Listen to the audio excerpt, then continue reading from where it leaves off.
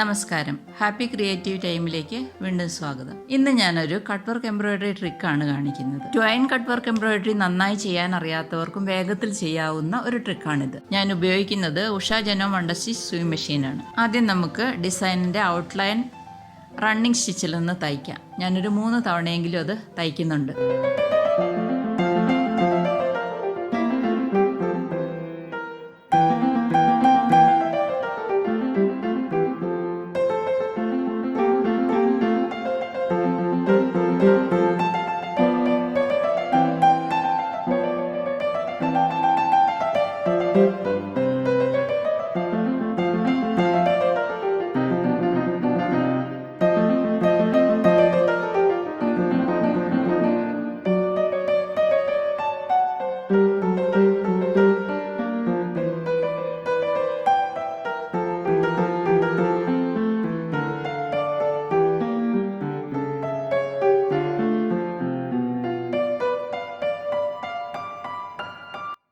ഇനി ഇതിൻ്റെ നടുഭാഗം അങ്ങ് കട്ട് ചെയ്ത് മാറ്റാം. അതായത് കട്ട് വർക്ക് ചെയ്യാനുള്ള ഭാഗം നമുക്ക് കട്ട് ചെയ്ത് ആ ഭാഗത്തെ തുണിയുടെ പീസ് അങ്ങ് കട്ട് ചെയ്ത് മാറ്റാം.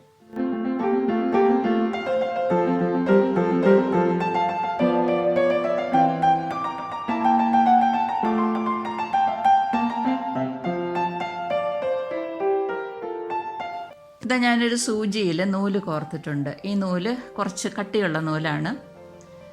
കട്ടിയെന്ന് വെച്ചാൽ ഹാർഡല്ല, സോഫ്റ്റായ നൂലാണ്. എന്നാൽ തിക്നെസ് കൂടുതലാണ്.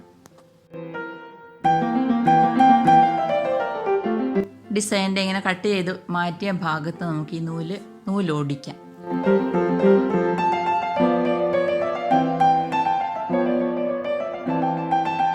നന്നായി ടൈറ്റ് ചെയ്ത് തന്നെ നമ്മളിത് തയ്ക്കണം. ഇല്ലെങ്കിൽ ഡിസൈൻ്റെ ഷേപ്പ് മാറിപ്പോകും.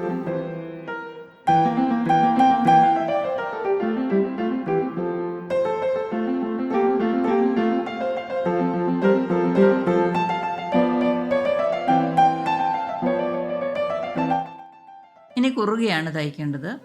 കുറുകെ തയ്ക്കുമ്പോൾ ഞാൻ ഇടവിട്ട നൂലുകളിലൂടെ മുകളിലേക്കും താഴേക്കും എടുത്തിട്ടാണ് തയ്ക്കുന്നത്.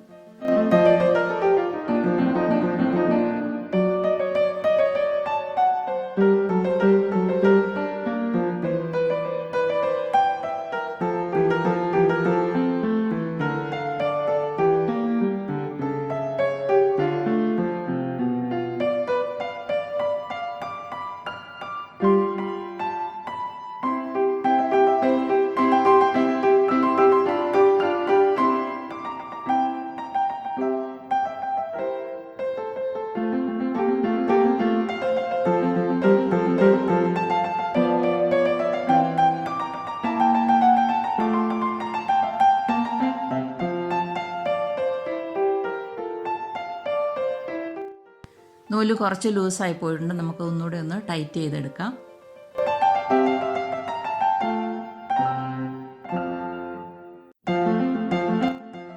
ഇനി പുറകോട്ട് കുത്തി എടുത്തിട്ട്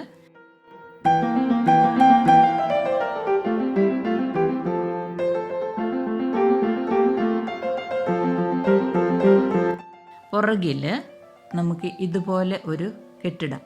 നന്നായി വലിച്ച് മുറുക്കി വേണം കെട്ടിടാൻ. എല്ലാ ഡിസൈനിൻ്റെ എല്ലാ ഭാഗവും നമ്മൾ നൂല് ഓടിച്ച് എടുത്തിട്ടുണ്ട്. ഇനി സെറ്റിങ്സ് നോക്കാം. എനിക്ക് ഈ ഡിസൈൻ ചെയ്യാൻ ആവശ്യമായത് സിഗ്സാഗ് സ്റ്റിച്ചാണ്. എയിലാണുള്ളത്, അതുകൊണ്ട് നമുക്കത് എ സെലക്ട് ചെയ്യാം.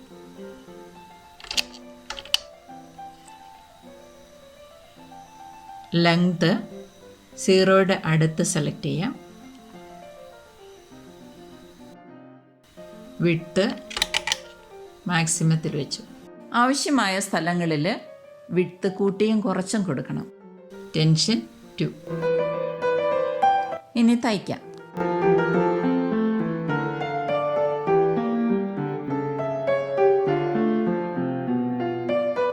ഞാൻ അത്ര അധികം നന്നായി കവർ ചെയ്തൊന്നും തയ്ക്കുന്നില്ല. വെളുത്ത നൂലുകൊണ്ട് തന്നെയാണ് തയ്ക്കുന്നത്. വെളുത്ത നൂലാണ് നൂലോടിച്ചിരിക്കുന്നത്. ജസ്റ്റ് ആ പാസ് ചെയ്ത് പോകുന്ന നൂലുകളെ ഒരു കെട്ടുകൾ വീഴത്തക്ക രീതിയിൽ ഒന്ന് കവർ ചെയ്ത് തയ്ച്ചു പോകുന്നതേ ഉള്ളൂ.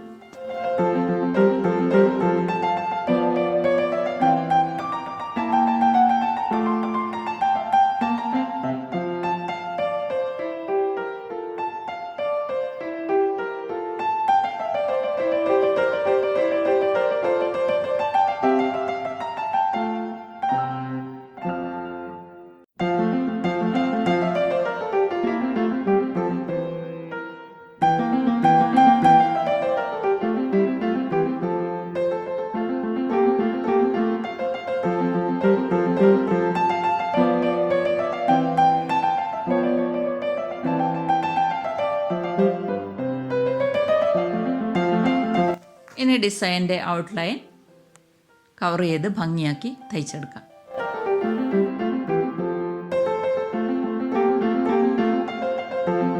സാധാരണ കട്ട് വർക്ക് എംബ്രോയിഡറി ചെയ്യുന്നതിനേക്കാളും വേഗത്തിൽ ഈ രീതിയിൽ നമുക്ക് ചെയ്തു തീർക്കാനായിട്ട് സാധിക്കും.